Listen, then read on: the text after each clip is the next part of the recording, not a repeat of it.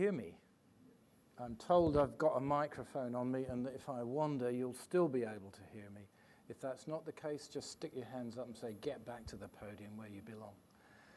So this is a tremendously honoured experience I have, because I've been a backroom boy, as you know, at the GLA, the Greater London Authority.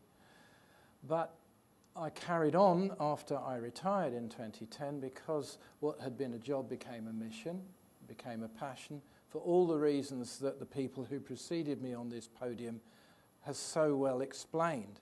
But for that reason, it's not you who should thank me, it's I who should thank you for the possibility 7 years later to see the fruit of what we did in our tiny little team in the GLA, 10,000 miles or whatever it is away from the country I once lived in, and another 10,000 from the country I now live in.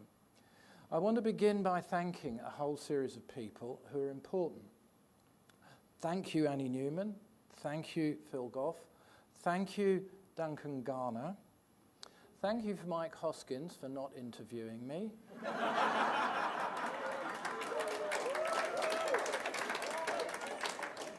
I look forward to the chance to repeat the experience, but I'd love even more to really discuss with you. Thank you to the New Zealand Herald and to Lincoln Tan for the interview that was first published. And thank you now to Deborah Littman. Deborah Littman was my comrade in arms when the living wage was implemented. Most of the information that I used at the GLA came from Deborah. And I'm going to tell a few stories to start this discourse, one of which is the origin story of the living wage, which will show you how little I actually contributed myself and how much I simply drew inspiration from those who worked with me, one of whom was Deborah. I'm sure she's looking. Deborah, look what we've done. And she is now in Canada, where she is spearheading a movement for the living wage in British Columbia, and we look forward to being able to celebrate with you the implementation of the living wage in Winnipeg, where I and Radhika Desai now live. I'd like to thank my colleague, Leticia Beruete-Mackay, who formed the original living wage movement with me, who did a huge amount of the research, including the very vital research, which I would urge everybody in New Zealand to follow and to do, into the real structure of household poverty in the countries and cities, in the country and in your cities, because it was that background information, that evidence base, that allowed us to produce policies that made sense and worked and balanced the budget. So that research was indispensable. So thank you to you, Leticia. I'm going to be speaking to what I said to Duncan Garner, to win, win, win. Win for the people in poverty, win for business, and win for the public. And I want to go through each of those because it's important to understand that this is not a contest in which somebody loses, everybody gains. I'm going to tell a couple of stories. The first is the origin story. The living wage in Britain began with a discussion in the church and in the faith groups, who became concerned with the erosion of the family. And they wanted to know why families were disintegrating. They wanted to know why that was leading to homelessness, why it was leading to the formation of gangs, which is an issue that occupies you today, why that was leading to what they saw from their standpoint as an erosion of moral commitment. And so they thoroughly investigated by holding focus groups up and down Britain and asking people, why is it that your family is not working, or what do you need to make sure your family works? And the single answer they got back from every single focus group was, I need to earn a high enough wage to support my family and my kids and give them the respect, decency, the ability to go through education, the ability to retire, that makes them citizens instead of simply instruments.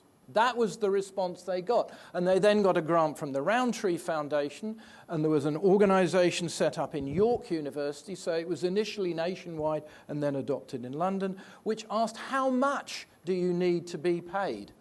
And the measure that they used was not the minimum wage measure, which is why one of the two or many reasons that one must distinguish the minimum from the living wage. They said this is not something to be bargained about. This is what you need to be a citizen which is able to contribute to the community, beginning with your family in the ways that I've just described. So it was an objective measure. And we then, on the basis of what that unit in York did, calculated the living wage from 4 components: the cost of housing, the cost of transport, the cost of childcare, the cost of food. Added to that, we put the cost of education, the cost of a decent pension, and we even allowed them a pet. I believe in our first calculation we gave them a pint of beer, but we did not allow cigarettes, you'll be pleased to hear. So it was a wage calculated on what it costs to live. That then became the basis of the living wage. So the very first thing to understand is it began from moral values, and the moral values were those that we are part of our families. We want our community to be able to support their families in respect and dignity. So respect and dignity were the watchwords. That's the first thing to say. The second is one of my favourite stories. The very first call I got from a member of the public, and calls were screened, so I don't know how she got through to me, was from the manager of the Osborne Coffee. I've got it wrong. I can't remember the exact name, but the coffee company that works in the Borough Market underneath London Bridge Station. When I say underneath, it was underneath the railways. It's an organic food market that farmers come from all over Europe to sell. It has a Terence Conran restaurant. It's a place you go to be in contact with the suppliers of your food. And she wanted to be part of the environment of that market, and she produced wonderful coffee. And she rang me up and said, I want to complain. And I thought, oh my God. People who come to hear the singing grocer will get bad coffee because we're asking her to pay too much to her workers. And she says, the living wage is too low. Because I employ summer students, and I want to make sure that after they've paid for their way through college with the wage that I give them, they will come back and work for me. Because then I don't have to go on the open market and recruit and train people to produce wonderful coffee. Now, I don't have to tell New Zealanders how important it is to produce wonderful coffee. And that was only possible on the basis of a wage significantly higher than we have set. So I said, look, it's very simple. The living wage is voluntary. If you want to pay more, we're not going to stop you, all right? So I think the first message is the living wage is just a start. And here we have an employer saying, I needed to be able to pay the living wage in order to produce the quality that my customers expect and support my workers in such a way that their loyalty and commitment to me, recognized in the respect I am showing them by paying that income, will bring them back to me so that we can continue that service on the basis of a long-term relationship throughout their university career. My third favorite experience is at the stock exchange. And one of the things you need to understand about the living wage is that it did not begin in London with the council. It began with the employers that were identified by the Citizens Network, which was set up as a result of the inquiry I just described, as being classical low-wage employers: hospitality, security, hotel, and particularly the financial sector. Also, interestingly enough, for the boffins amongst us, the university higher education sector, which is one of the big culprits, and local employment, local council employment. And they began with the financial sector. And 1/4 of all Londoners work in the financial or business sector, and many of them work in a place called Canary Wharf, which was a very big new development that took place under Margaret Thatcher, skyscrapers and everything. And that was where a big section of the city of London migrated to after the Big Bang. And one of the huge buildings there was a bank which was championing ethical practices and had attracted a big clientele on the basis of its ethical practices of not employing workers on the cheap in Latin America, of not buying arms, and all the rest of it. And they did something very simple, the movement. They got 1,000 people to stand outside that building one morning with placards simply saying, smile at your cleaners. That's all they did. Smile.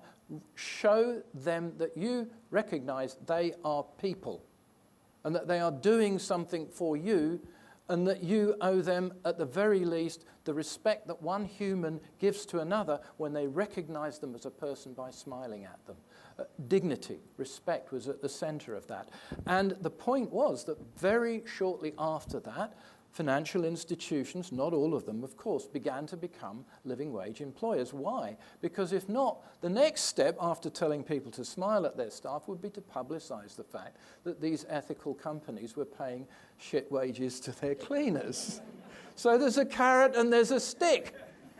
And the stick was very effective. And in fact, one of the champions of the living wage movement that emerged from that was a company called KPMG that you may have heard of, that helped us do the very first efficiency gain study showing what the benefits to employers would be if they implemented the living wage. And that was an outcome long before it got to the GLA.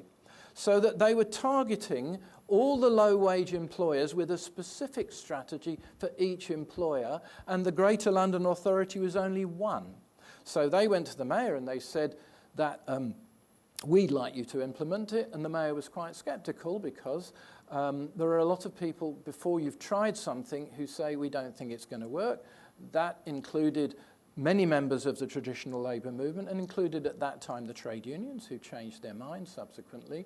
So the very unorthodox origins of this campaign indicates what an innovative thing it was. Now, the second people I met was the stock exchange, and the stock exchange brought me in and they said, we want to implement the living wage. So I said, heavens, why?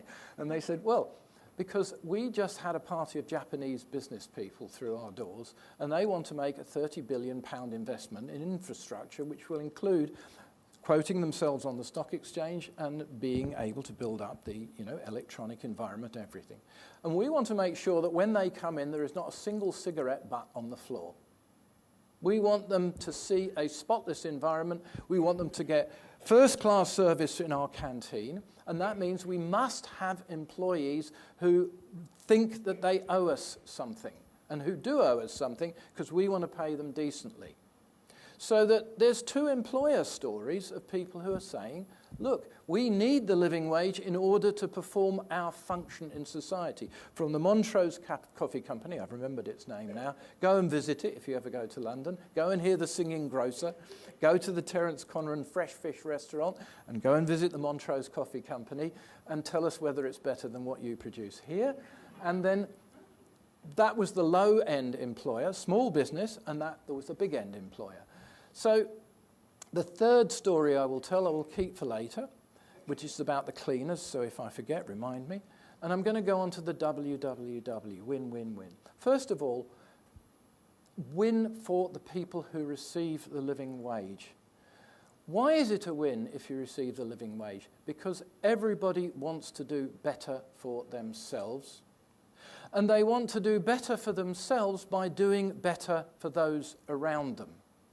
Why do people have children if their only concern is to eat, live, and die?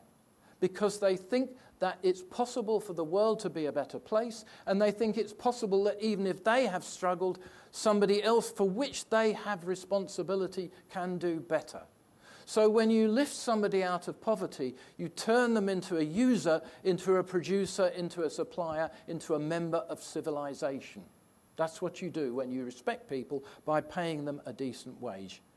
So everybody also has within them the potential to contribute far more than we allow them to contribute.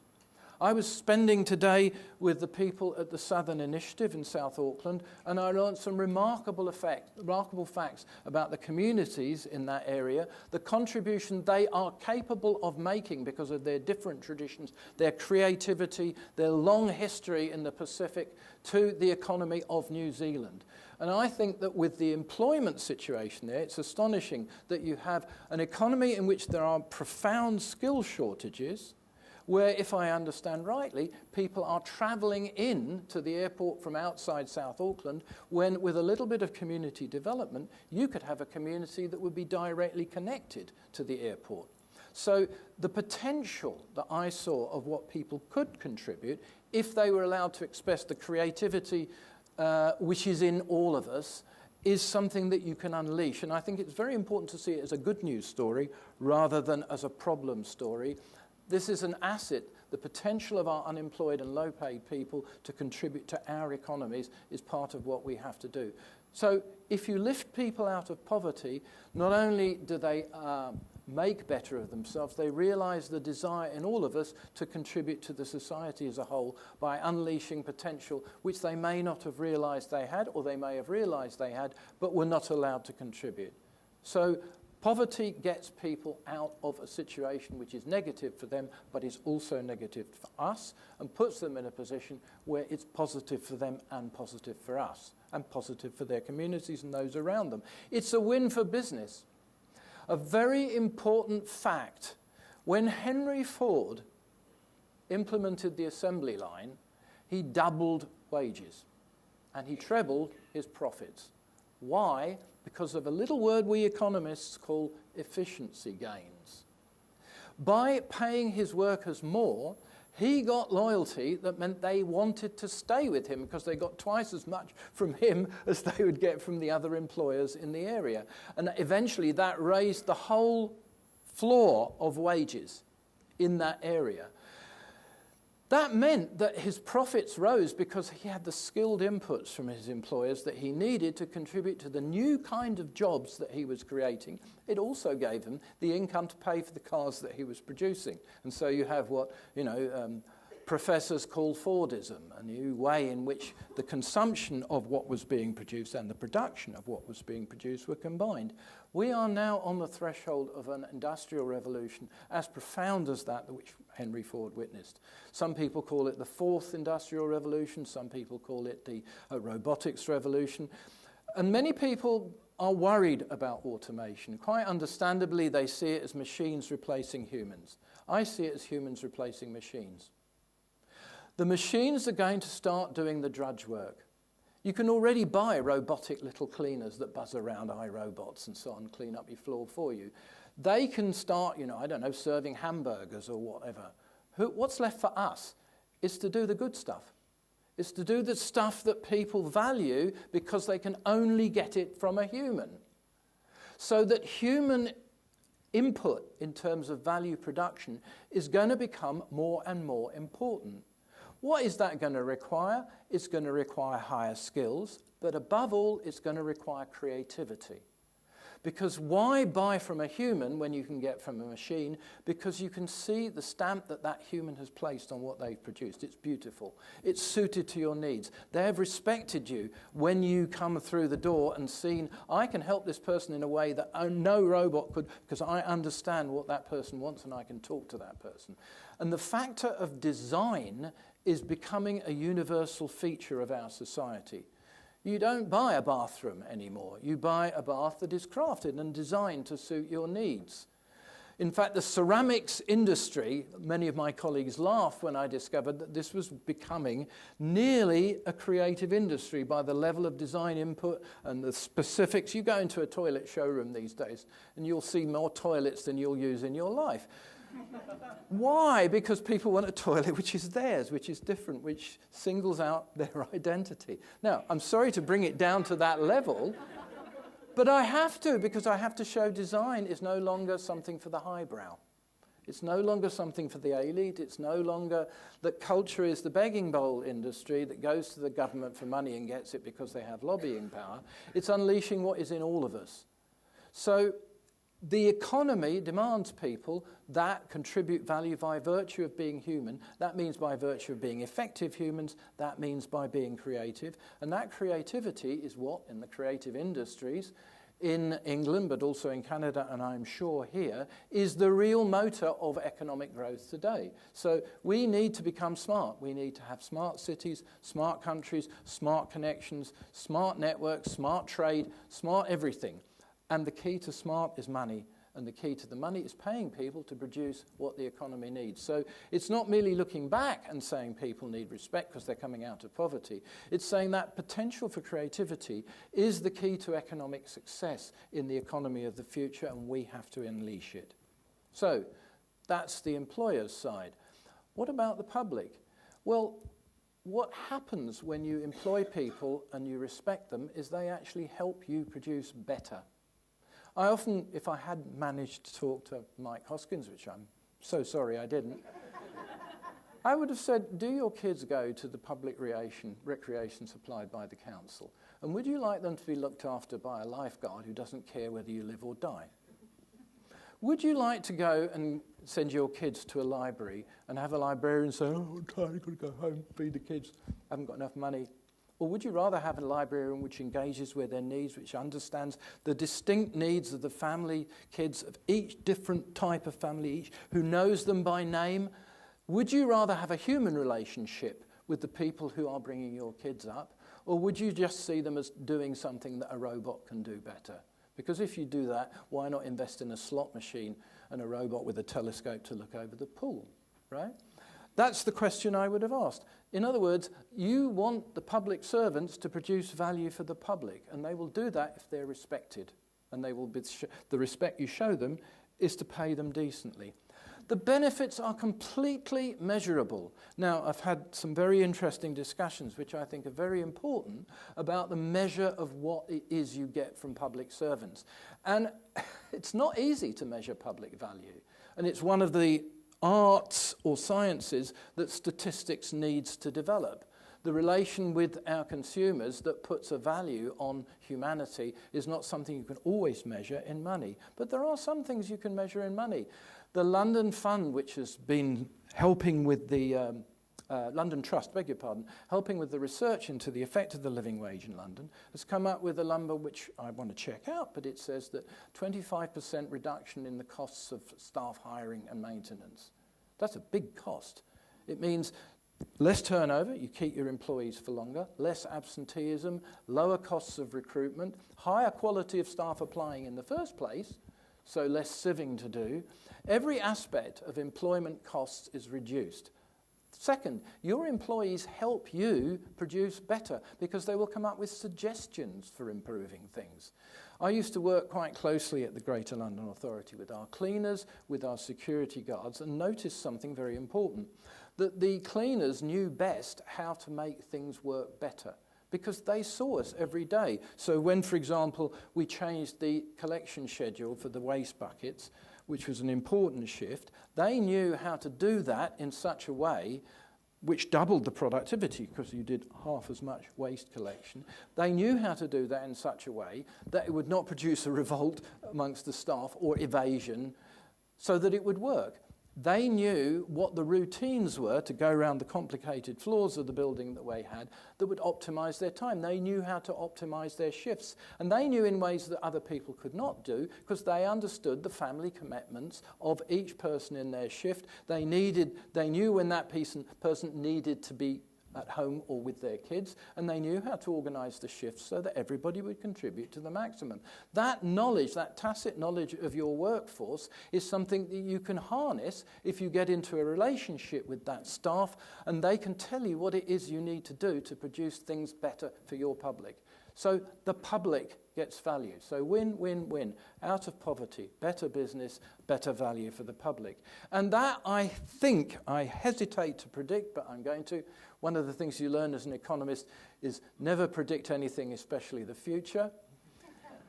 But I hope to come back here in 5 years' time and find that your costs are lower. I believe that will happen. It's counterintuitive that you pay more and your costs are lower. But why? Because you will reduce the costs that are a wasteful cost. Included in that is something I forgot. If you do not pay, if the employers do not pay for the costs of keeping families together because the welfare state has retreated, because housing is more expensive, because transport is more expensive, because health and education are becoming things you pay for instead of getting as a right. If the employers do not step in, the people who cannot afford to keep themselves and their families will become a cost. And that cost will show up in the cost of the policing, it will show up in the cost of the prisons, it will show up in the cost of keeping people on life support who are fading out of existence at an early stage in their lives because of the toxic stress of continually living in abject poverty. It's a cost, you can't avoid it. And you will reduce that cost. And I don't know who assumes that cost now, but you have to look at all the state and public agencies, not just the council, and you need a relationship between the agencies at the different levels of government in order to ensure that that cost is properly accounted to. So Two more things before I stop and listen to you, which I'm very anxious to do. Number one, I think the role of leadership is incredibly important. I don't think that the living wage is going to stop with the council. The council is the biggest employer, but one needs to work out a strategy working with the living wage movement to not only make that the 81st of the living wage employers, but to see who else can become part of that employers' living wage movement. Talk to the chambers of commerce, talk to the big financial companies, talk to the chambers that organise the suppliers. This is my last story. The third conversation I had with the Cleaners Federation, this is the Commercial Federation of Cleaners in London, told me we want to pay our cleaners more, but we cannot because the procurement policies we inherited from the past era were low-cost policies, and the only criterion that councils were allowed to operate was cost, and so we could not give any benefit that would give us an edge in bidding for contracts simply by saying we're doing better for our employees. Our employees, so that turning around the contracting and procurement policy had the effect of creating a space, an ethical space, in which employers willing to do that could survive. Now, one doesn't have to wait for the council for that. It's something that can simply be done now. We can now start saying to employers, you could do better, set up a kite mark, use the kite mark, which I think already exists, and leadership is helpful because you can talk to people. You can talk to people in the city and say, employers, step up to the plate. And they will. That's the experience we had in London. So that aspect of public value I nearly missed out, very important, but leadership. And the last point, this is a sort of plea of mine being an economist, sorry for that, is research.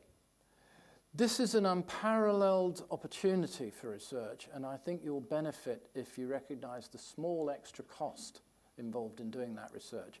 You see, many things affect poverty. The living wage is just one. It's only one of a package. It's not one size fits all any more than basic income.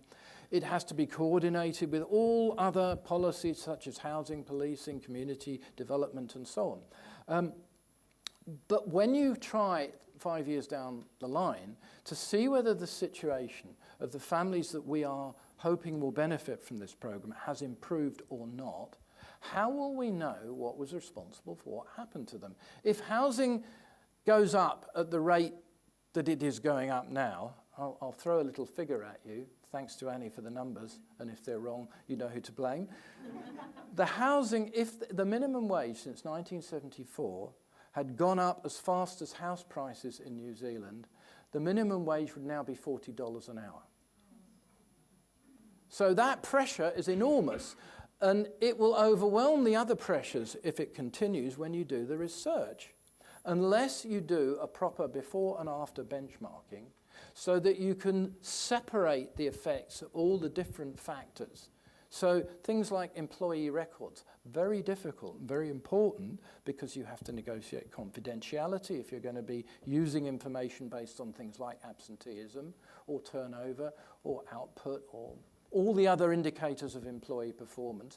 But if you have a before and after measure of employee performance, you have an invaluable research tool which will allow you to say what caused whatever changes have happened. And I'm sure that you'll find that the living wage had a profound effect on raising people and raising standards to the public and raising the incomes of businesses who have implemented it. You need the research to show it. So that's all. Thank you for listening to me. Thank you for speaking to me, and I look forward to the rest of the conversation.